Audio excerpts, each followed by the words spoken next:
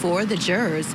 So they do want to continue deliberating. How long they're going to go tonight, we are not sure. We have found out that in past cases, sometimes they've let jurors deliberate to as late as 11:30 at night. So it's possible we go that late. But as of right now, no real movement. The only thing that we saw so far was the one question that jurors had, and this was in regard to Jason Quintel. And what he talked about on the stand, he counseled both Doug Benefield and Ashley Benefield, and he gave an assessment of what his perception was of Doug Benefield, saying that he was domineering, that he felt as if he was godlike, which in his interpretation was kind of an overestimation of what he was. So he talked about this stuff on the stand, but then what did the juror question ask? It asked if this was Ashley Benefield's perception and what she told Jason Quintel, or was this his own assessment? And what the judge said is he could not answer that question. They had to rely on the evidence that was presented in the case. So basically, other than that, Vinnie, no real movement. They've ordered food. I know earlier we had some bad storms here in Bradenton, Florida, and so he did release 3 of the jurors, so the alternates, he did release them, the judge did, and when they came out of the courtroom, it was such a nightmare out here with the storms. They were just running for cover because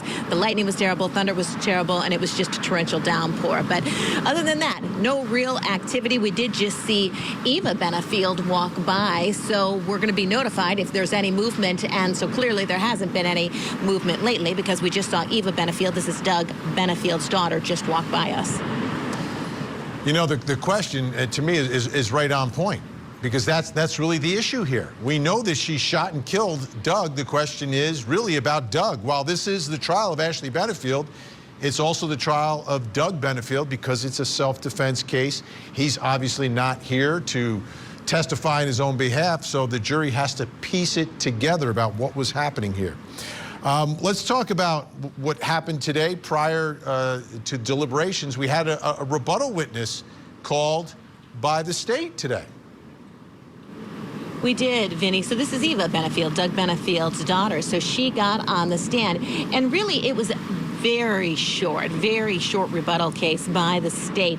And the state ended up talking about some photographs, put up a photograph of Doug Benefield. This is Eva's father.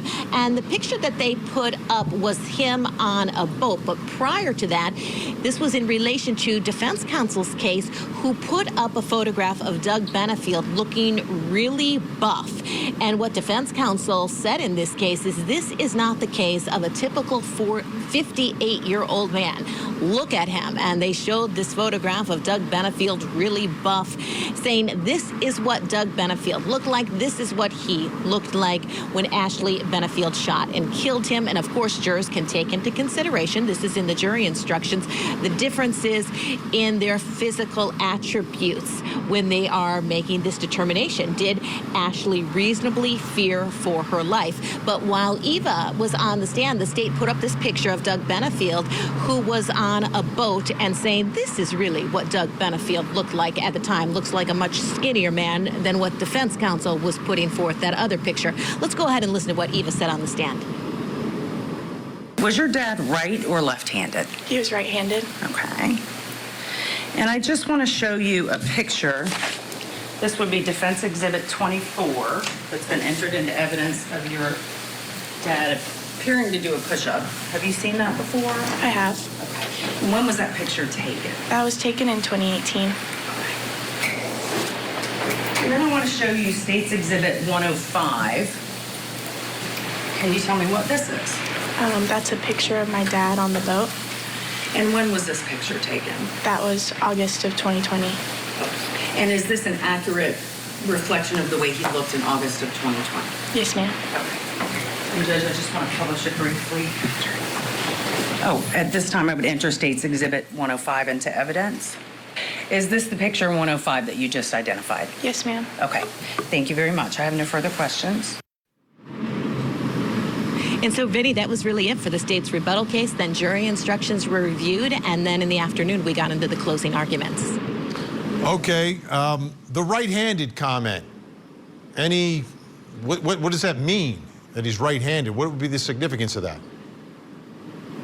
Well, this was in relation to what the prosecutor was saying Ashley Benefield was demonstrating when she took the stand, and how possibly his hands were going up and what kind of stance that he was in. And we saw during closing arguments the prosecutor actually getting into this fighting stance and talking about how if somebody is right-handed, they're going to be in a certain pose with their fists up rather than if they're left-handed. So she was trying to get that point across that Ashley Benefield's story can't be true. Okay, because the bullet travels from his right side to his left side, so if he was sideways, he'd be leading like this, but that would be more of a southpaw pose, whereas if you're a righty, you would be more like this. I think I get it. I don't box, but I think I get it. Okay, let's talk about those closing arguments. The name of this show is Closing Arguments, so we know they're important. How did that go? Yes, they are important. And as the judge said to the jurors, the instructions are a third of what you have to look at in this case. And so then the closing arguments are also a part that you have to just look into and listen to these arguments. And so the state and the defense both delivered quite lengthy closing arguments. And then, of course, we heard rebuttal from the state as well. The state really just attacked Ashley Benefield's credibility, saying that when she took the stand, that she really didn't even shed a tear. Take a look at her. She didn't even ask for a Kleenex. Somebody else had to bring up a box of Kleenexes to her. And so why don't we go ahead and play some of these states' closing. They really painted Ashley as, and told the jurors, she is the one manipulating you. Let's listen. And then she said, I'm standing there with the gun pointed at him, and he lunges at me. He lunges at me. Let's think about this. So if she's standing in the room, she has the gun in her hand, and he just came in the door, and she's pointing the gun at him. She says he takes a fighting stance. First of all, he's right-handed. Do this yourselves when you get in the back. If someone told you to get in a fighting stance, what would you do? And determine for yourselves. Use your common sense. Which side of you would be bladed away? I think you'll find that your strong hand is going to be the one that's bladed away. So if he's right-handed, he's in a fighting stance, he's going to be like this. Interesting, because he's shot from this side. So he's like this, and then she says he lunges at me, right? So if he lunges at her, he's head-on, straight on to her, lunging. That bullet hole would have been here and out here. Would have gone straight through him, front to back. That is not the way that bullet went. How would one feel sitting in their kitchen, having their husband pull out a gun and actually fire it into the ceiling of their kitchen? Can you imagine the trauma of such a statement? Do you think that that's something that you forget about after 6 months, after a year? I think that's something you remember for the rest of your life. You never forget it. Throwing a loaded gun at Ashley Benefield, threatening suicide, not only to Ashley, but to his former wife, Renee. You've got a copy of her text message that she wrote to Doug, kicking her on their honeymoon and threatening suicide. So this is twice now, not only with Ashley, but with his prior wife. Punching the dog so hard that he knocked the dog unconscious. So, Vinnie, there you have it. A few of the highlights from the state's and defense counsel's closing arguments. Again, we remain here in Bradenton, Florida. On verdict watch, we will see if we get a verdict tonight. Getting close to 4.5 hours. I don't know. I just have a feeling. I have a feeling, Kelly. So you hear anything, you see anything, you let us know. We'll put you right back on the air, or we'll take everyone inside that courtroom. Kelly Craft at the courthouse on a verdict watch. Let's bring a special guest joining us. Doug Benefield's cousin and family spokesperson, Tommy Benefield, is with us. Tommy, great to see you. Thanks for joining us. Your thoughts right now as you too are in the verdict watch. The afternoon was very interesting with closing arguments. There clearly is two very different pictures of what happened that day. And really what we came to at the very end was the state's prosecution, their rebuttal of Mr. Taylor's clear bias and clear mistelling of all the stories. He got testimony wrong.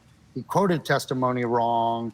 He multiple times did things that were totally refuted in the state's rebuttal. As it went to the jury, the 6 jurors have to come to an unanimous decision in one of 3 ways. Second-degree murder with a homicide is the first. There's some conditions for that we're very aware of. They can go to a lesser charge of manslaughter with a firearm, which is very simple, that only 2 conditions exist, or they can unanimously decide on not guilty. We really were not bothered by the Quintal question earlier this evening, 2 hours ago. Quintal admitted under cross-examination that he got his information from his 5 meetings with Ashley. He never diagnosed Doug in any way in the 2 meetings they had. And the whole key to this was he admitted that under cross-examination. The question from the jury was about Dr. Quintal. Did he decide those words that were used based on what Ashley told him, which is what he admitted in cross-examination, or did he decide it based on the testimony or the meetings, the 2 meetings that he had with Doug? And clearly that was not what he did. He decided based on feeding from Ashley. Let me ask you, Tommy, I have a question. I understand the theory about the motive, right? He wanted Doug out of his daughter's life. But from your perspective, why do you think Ashley didn't want Doug in their daughter's life? Well, I believe beliefs are one thing and facts are another, and she may have believed all along. She filed multiple times to get Doug's parental rights removed, and every time that went to an objective judge, the decisions were always made in Doug's favor because, in spite of all of our allegations, in the 3 years that they didn't live together, the 3 years they were in Florida, there's not a single time, and Ash even said he never did anything violent to her during the 3-year period, that the mistakes he made that he worked on from South Carolina, he didn't, even Ashley said he didn't make any mistakes. He didn't do anything to her physically, or physical abuse, sexual abuse, or any kind of abuse. The other part of this is, and ultimately the state came down to this in their rebuttal and the final closing arguments, it doesn't matter, all those things that happen down the road happen.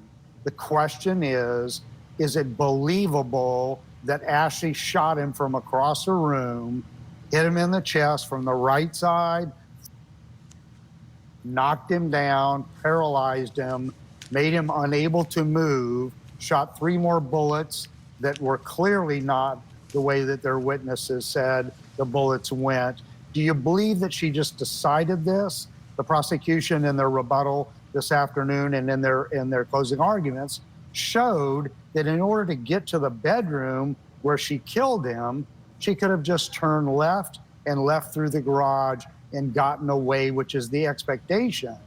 That even if all those things happened, she didn't have to go in the room and get a gun. She could have left and separated, which is what you're supposed to do. Tommy Benefield, appreciate your time tonight. I know you and the family all waiting for this, so I'll let you get back to your family. And we'll see if we get a verdict tonight. We're at 4 hours and 31 minutes right now. Thanks so much, Tommy. When we come back, we'll bring in our think tank, get their take on what's happening down in Manatee County, Florida. Plus, coming up next hour. 3 young boys hunted down and shot execution style. The accused killer concedes he did it, but is claiming legal insanity. Does this father have any chance of escaping the death penalty? This week, the biggest moments in the Black Swan murder trial, plus a voice for victims in the tragic story of a 6-year-old's death and a father now facing sentencing. opening statements with Julie Grant. Mornings at 8/7 Central on Court TV. Sunday, August 11th, the season finale of Accomplice to Murder. The horrors they uncovered are horrors not even inflicted upon prisoners of war. Accomplice to Murder with Vinnie Politan. Season finale, Sunday, August 11th, 8/7 Central, only on Court TV. Domestic violence is absolutely a real problem. There are many, many women around that are in horrendous situations. Women, and sometimes men, that are in situations where they're being abused and beaten horribly on a regular basis. People that feel like they cannot get out, they have no way to get out. That is not this defendant. Really an interesting moment in the closing argument from the prosecutor, acknowledging that domestic violence is real. You know, if you've been reading some of the comments on social media about this case, the supporters of Ashley Benefield all talk about, well, you don't believe in domestic violence. So that was actually, I think, a good approach by the prosecutor to acknowledge it, but say, well, wait a minute, not in this case. Let's take a listen to more of Suzanne O'Donnell's closing argument in the Black Swan murder trial. This defendant used domestic violence and allegations of it to make progress on her goal. And her goal was she wanted sole custody of that child at all costs. After knowing each other 13 days and a 30-year age difference, they married each other. According to the defendant's testimony, very shortly after, there starts controlling behaviors and name-calling. Within days of these anger outbursts in South Carolina, there's a lavish wedding reception where everyone seems to be happy. And then within about 3 months after that, the defendant gets pregnant. In the midst of all of this, she gets pregnant. The very next month, she moves to her mother's house in Florida because she's so sick and needs someone to take care of her. That is the last moment that this defendant ever lived in the same house with Doug Benefield. She filed for a South Carolina injunction while she's in Florida. She doesn't even live in South Carolina. But she starts a series of complaints in Florida. She starts saying he violated the South Carolina injunction, and she claims he's poisoning me. He's poisoning me and my unborn child. When she goes early to give birth, she doesn't tell Doug. She doesn't tell him once the baby's born. For weeks, he didn't know this child was born. Then she does not put his name on the birth certificate. The conversations that she had with Detective Gillum are the entire crux of this case. It is her motive, it is her plan, it is what she did everything for. He said her true motives were to use the criminal system to affect her family court case. And now we're in a stage where we're acting like we're going to get back together. Because she knew the court system was not working, and she was afraid that if she didn't buddy up to him, he was going to get this child away from her. So it begins the charade of her telling him, you know, we're going to get back together, we're going to be a family. She played on Doug Benefield's wishes. He wanted more than anything to have a family, his family together, to have his wife that he loved and this child all together. Doug finds out she's dating someone else. He files for divorce. And a series of complaints start against Doug Benefield for now abusing the child. So they go to this evaluation with Dr. Broder, and this deception on the part of Ashley Benefield continues. She does the same thing. We're going to reconcile, we're going to get back together, and then when she's not with him, she's saying that that's not true. And she says to him, I'll take matters into my own hands. And that was 7 days, up to 17 days before, depending on about what time it was, he gets murdered. They did not live together for 3 years before the homicide. And if there was violence towards Ashley Benefield in South Carolina, that was 3 years before. And they hadn't lived together since.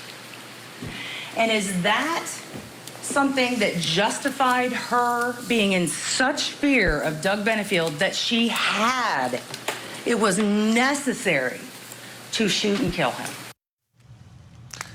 That's a great point, and I think a good theme for prosecutors. But what does the think tank make of all of this? Let's bring him in. Joining me tonight, trial attorney, fellow of the American College of Trial Lawyers, Ann Bremner.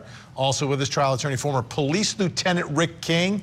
And finally, deputy public defender for L.A. County out in California on the left coast, Philip Dubé is with us. Great to see everyone. And former prosecutor, what'd you think of this theme during the closing argument, really pointing out to this jury that she's claiming self-defense, she's claiming domestic violence. They haven't been together for 3 years. I thought it was excellent, Vinnie. I thought, listening to her, very compelling. And you look at this like Black Swan case, and it made me think, Black Widow, like weaving these, webs of deceit, calculating during all this time to get what she wants, and she ends up killing him. And she's manipulated people, she's a manipulator. And that's a great argument because, people are thinking, well, we don't understand how domestic violence, victims feel. Well, she hit the nail on the head, which is there's a lot of cases like that, but this isn't one of them.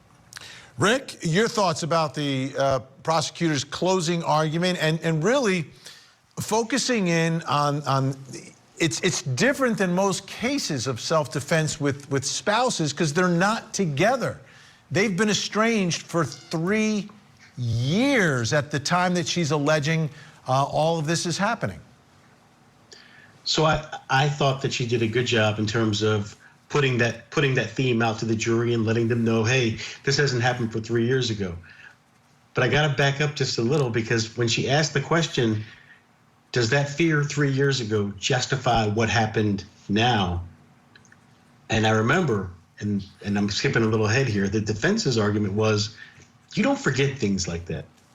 You don't forget when someone does the things that Mr. Benefield did by shooting in the ceiling, by punching the dog out.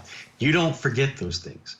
And so I don't know if I was on the jury, if that hit me the way she would have intended. So I don't know, but I thought her overall theme was, because you have to concede the domestic violence. You have to concede that, but does it last? Or does that feeling of fear last? And I guess that's the question. Philip Dubé, your thoughts about the closing argument, and I'll raise a couple questions in there. Like, to me, the other part of this is, why is he there helping her move? Why is he there with her alone if, in fact, we are to believe this history that's been described and argued by the defense? That's exactly the whole point. She was gaslighting and playing charades and mind games with him. Remember, they went into family court and they entered into a stipulated judgment to take everything off calendar, instead start anew with the move to Maryland.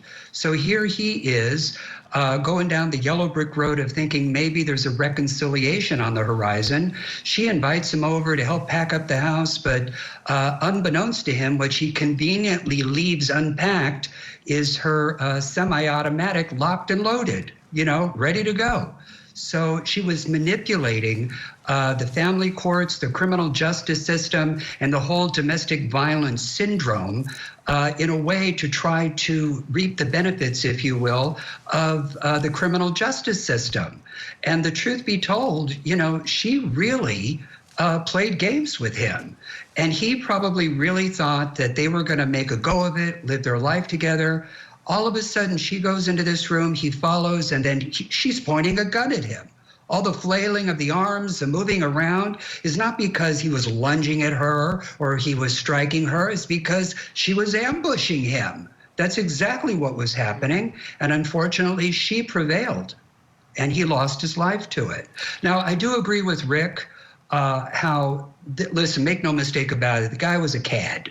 You know, he was exhibiting signs of what's called zoo sadism, where you beat up a dog, for God's sake. I mean, that's repugnant.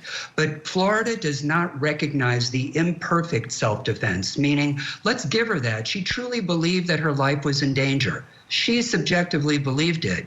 It still has to be objectively reasonable to the jury. If it's only subjectively sort of plausible, unfortunately, she's guilty of second-degree murder, because you have to show imminence at that moment in time when she unloaded the gun that her life was in danger, or that an atrocious felony was going to be committed against her.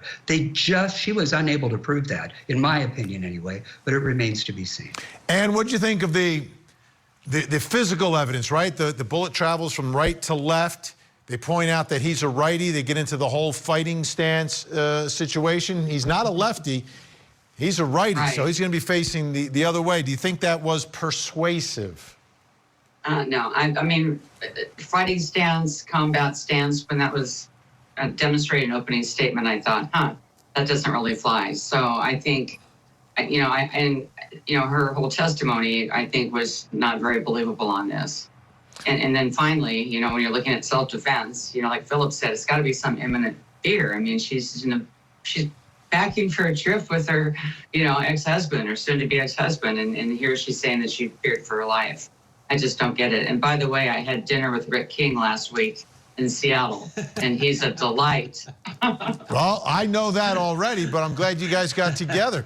Okay, here's what we're going to do. Super fun. Think Tank staying with us for the hour. When we come back, we'll take a look at the defense closing argument as we remain in a verdict watch. Bruce Ferris told you that the most dangerous time for a domestic violence victim is when the abuser recognizes that she's leaving. In my opening statement, I told you two things. I said that at the conclusion of the case, those were the only two things that would be established beyond the reasonable doubt. The first one was that Doug Benefield was a very sick guy. I think there's no doubt of that. The second thing was that Ashley's action on that day, September 27th, 2020, was absolutely justified. And I've been saying this from the beginning.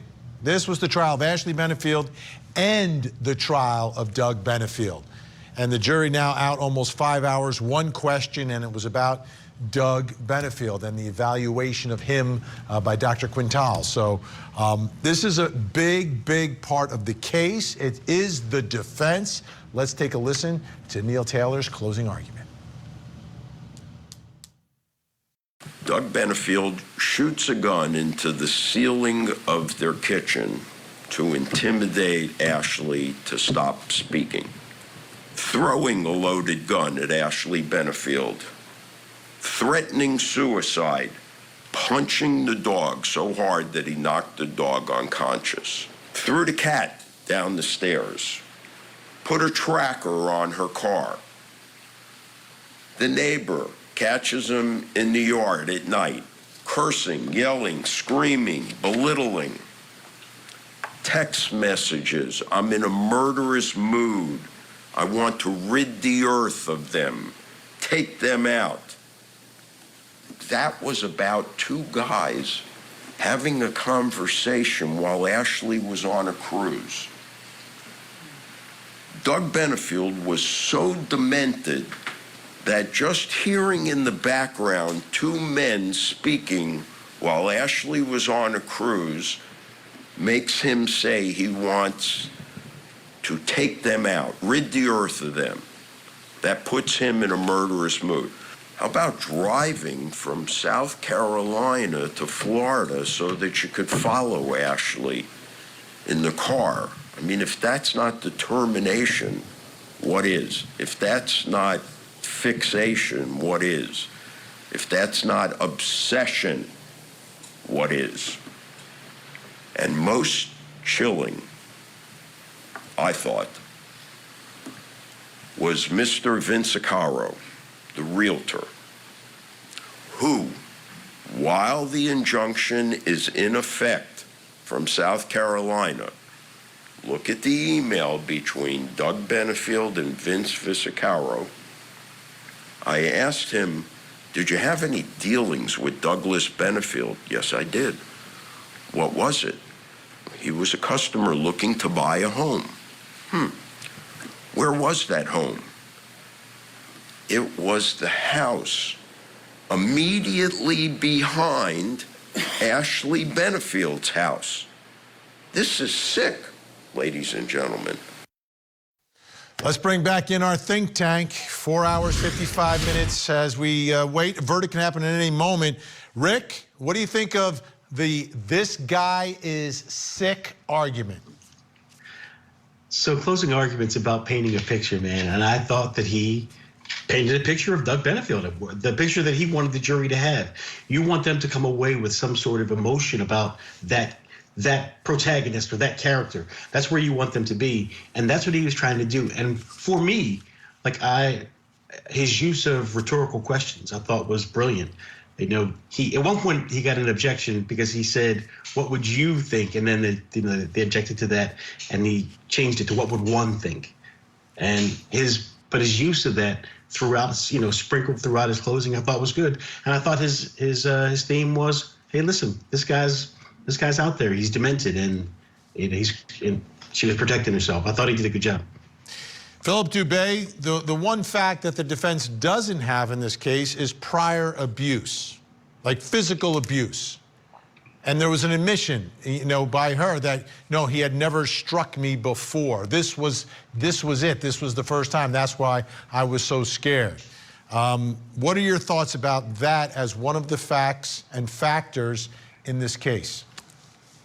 Well, that's a classic example or reason why they did not put on the battered woman syndrome type argument, because you've got to have a lengthy, protracted, chronicled history of physical abuse. If you don't have it, then you're only left with harassment and emotional abuse. Harassment and emotional abuse do not give rise to a perfect self-defense in a homicide trial. They just don't. But I will tell you that I actually thought that Mr. Taylor was quite masterful. I really do. He's quite passionate.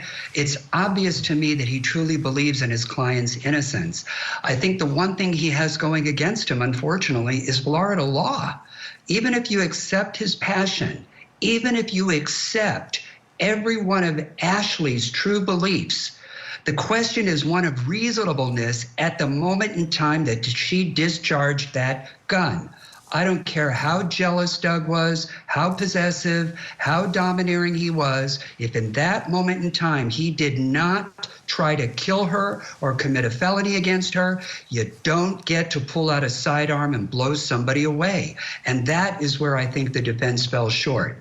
But frankly, if I ever make it to Florida, conch fritters and key lime pie on me with him, because he was great. I thought he was, right? He was terrific.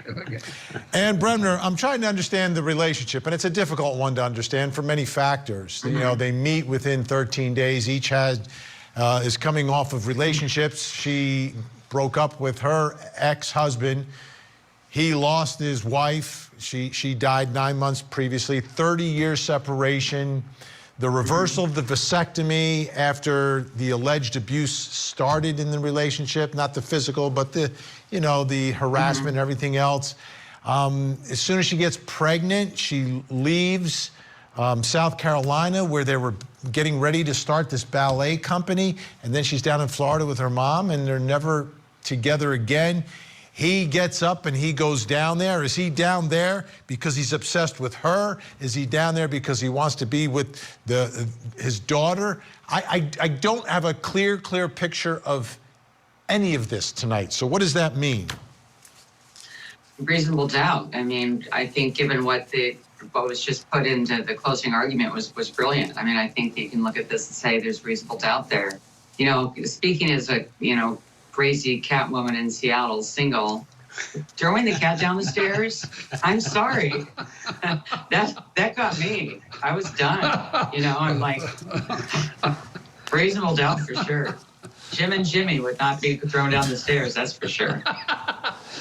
All right, Rick, we're just about to hit 5 hours now. what are your thoughts about the juror's question about Dr. Quintal and whether or not his perception of Doug was based upon interviews with Doug or based upon what Ashley was telling him? They couldn't answer the question. They just had to say, rely upon your recollection. But the fact that they're asking that question. The fact that it's about Doug is everything. I mean, that's what you want as a defense lawyer. You don't want them asking about your client. You want them asking about the other guy. And I think that's what they did. And so right now, as Neil's handler, you got to sit back and you got to be like, okay, this might be going my way. If you're the defense lawyer, you're feeling more confident because of that question. Philip Dubé, why was she so comfortable in having Doug come over and be in that house with him by herself? Because she wanted to lure him into the house to blow him away. That was the best way to accomplish it. In my opinion, I think she set the whole thing up. Let me ask you this. Yeah, I do. She lives with her mom and the baby, and as Doug is pulling up, they happen to be going to the park.